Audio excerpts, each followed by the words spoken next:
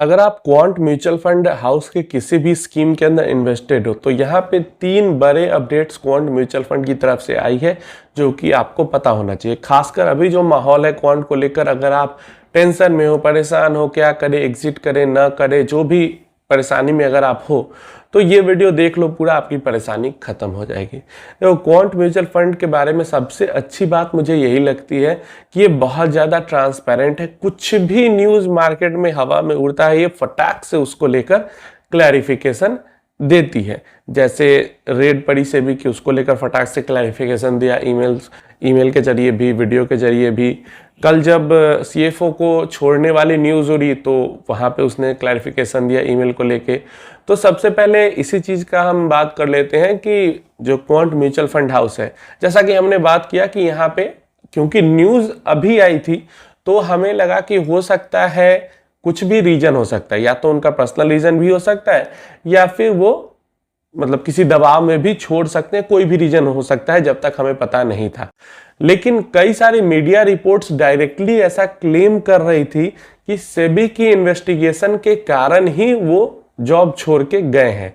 तो इसको लेकर जो क्वांट म्यूचुअल फंड है उसकी तरफ से इन्वेस्टर्स को मेल आया, जिसके अंदर अभी अपडेट आया, क्लैरिफिकेशन आया कि जो सीएफओ थे क्वांट म्यूचुअल फंड हाउस के, हर्षल पटेल, वो फरवरी के महीने में ही अपना रेजिग्नेशन दे चुके थे और नोटिस पीरियड सर्व कर रहे थे, जो कि नोटिस पीरियड उनका जून के महीने में जाके खत्म हुआ है।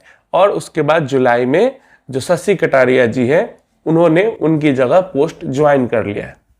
दिक्कत यहाँ पे क्या हुई कि फरवरी के महीने में तो रेजिग्नेशन का कोई न्यूज़ आया नहीं, सीधा 11-12 जुलाई को न्यूज़ आया कि सीएफओ रिजाइन कर चुके हैं। इसलिए ज़्यादातर लोगों को ऐसा लगा कि हो सकता है कि सेबी के जांच में कुछ गड़बड़ी मिली हो, या क्वांट म्यूचुअल फंड हाउस ने इंटरनली कुछ गड़बड़ी पाई हो इनके काम में, उस कारण इनको हटाया जा रहा हो, या फिर ये अब खुद से भी हट सकते हैं, ऐसी न्यूज़ेस आने लगी।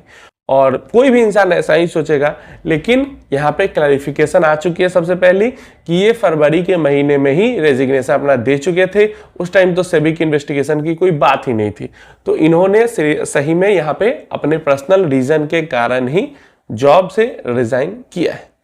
दूसरा अपडेट जो क्वांट म्यूचुअल फंड हाउस ने दिया कि क्वांट म्यूचुअल फंड हाउस का जो AUM है वो अभी ऑल टाइम हाई पे है, डिस्पाइट कि पिछले महीने के अंतिम हफ्ते में इक्विटी से लगभग 850 करोड़ के आसपास आउटफ्लो हुआ इक्विटी म्यूचुअल फंड से इनके, लेकिन फिर भी ये अभी 94,000 करोड़ के ऑल टाइम AUM पे बैठे हुए हैं। क्योंकि जो आउटफ्लो हुआ वो थोड़ा सा न्यूज़ के बेसिस पे आउटफ्लो हुआ। लोगों का जो भरोसा है, जो क्वांट के इन्वेस्टर है, उनका भरोसा क्वांट म्यूचुअल फंड में अभी भी बना हुआ है और लोग पैसा डाल रहे हैं, तो इस कारण इनका AUM अभी भी बढ़ रहा है।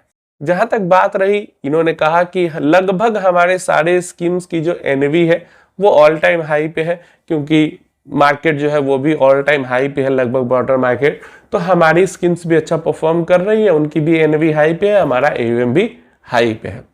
इसके बाद उन्होंने बताया कि लोगों को बहुत ज़्यादा दिक्कत रहती है कि लिक्विडिटी, अगर कुछ दिक्कत हुई तो लिक्विडिटी में परेशानी आएगी, पैसा नहीं निकाल पाएंगे। इसको लेकर उन्होंने फिर से एक बार जवाब दिया है कि 54-55% के पास जो उनका AUM है वो पूरा लिक्विड है, जैसे कि large cap, giant stocks, T bills, government securities, इन सब को मिला के, मतलब एक तरीके से डेट और जाइंट स्टॉक्स मिला के इनका ऑलमोस्ट 50% के आसपास, 50% थोड़ा सा ऊपर 2-3% पूरा AUM हो जाता है।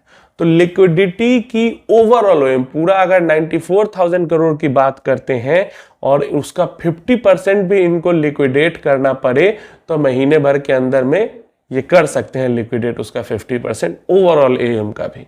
इतना लिक्विड है इनका जो सारे फंड्स हैं, उसके बारे में इन्होंने बात कही। तीसरी बात जो इन्होंने की, जिसके बारे में हमने पहले वीडियो में बात की थी, कि जैसे हमने बात किया था कि टॉप 10 में से 5 म्यूचुअल फंड पे जो सेबी की रेड है वो पड़ी है, जो रेगुलर होती है, वो रेगुलर जांच होती है, वो हुई है।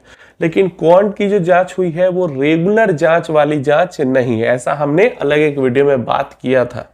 तो यहाँ पे इस चीज को लेकर क्लैरिफिकेशन क्वांट म्यूचुअल फंड की तरफ से आया है और उन्होंने भी यही बात कही है कि जो सेबी की जांच हुई है क्वांट म्यूचुअल फंड हाउस के ऊपर, वो रेगुलर जांच नहीं है, नॉर्मल जांच जो नॉर्मल ऑडिटिंग होती है या नॉर्मल डिवाइसेस की सर्च होती है, वो जांच नहीं है।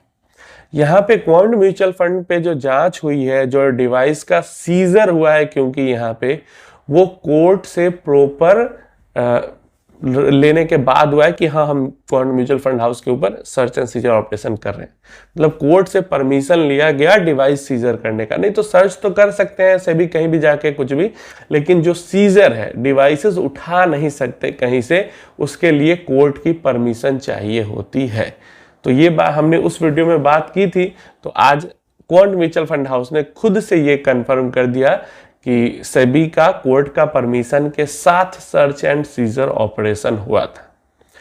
कोई आउटकम नहीं आया, कोई अपडेट सेबी की तरफ से नहीं आया, लेकिन क्वांट म्यूचुअल फंड हाउस अपनी तरफ से खुल के बात सारी चीजों को लेके कर रही है। और यही एक चीज है जो क्वांट म्यूचुअल फंड के अंदर में भरोसा बढ़ाता है। मैं personally quant small cap fund के अंदर इन्वेस्टेड हूं और मुझे नहीं लगता कि यहाँ पे कोई भी डरने घबराने जैसी चीज है। अगर कोई डरने घबराने वाली चीज होगी तो डेफिनेटली मैं वीडियो के अंदर बनाऊं, क्योंकि मुझे क्या ही फर्क पड़ता है किसी भी म्यूचुअल फंड हाउस का कुछ भी हो या किसी म्यूचुअल फंड हाउस के अंदर। मुझे भाई मेरा पैसा इन्वेस्ट होगा, किसी फंड के अंदर इन्वेस्ट हो सकता है, किसी भी एएमसी के अंदर इन्वेस्ट हो सकता है, लेकिन यहाँ पे डरने घबराने जैसी कोई चीज मुझे नहीं लग रही है। क्वांट सारी चीज़ों के, सारे सवालों का जवाब टाइम टू टाइम दे रही है, ईमेल के जरिए दे रही है। आपको भी ईमेल ज़रूर आते होंगे अगर सब कुछ ठीक है, तो कभी कभी नहीं भी आते हैं कुछ दिक्कत रहने से। नहीं तो ज़्यादातर लोगों को ईमेल जाते हैं और आप अगर ईमेल पढ़ते हो तो आप खुद ये सब क्लैरिफाई कर सकते हो चीज़ें कि यहाँ पे कुछ डरने घबराने वाली चीज़ नहीं है। अभी भी कोई क्वेश्चन क्वेरी है तो नीचे कमेंट में पूछ लेना।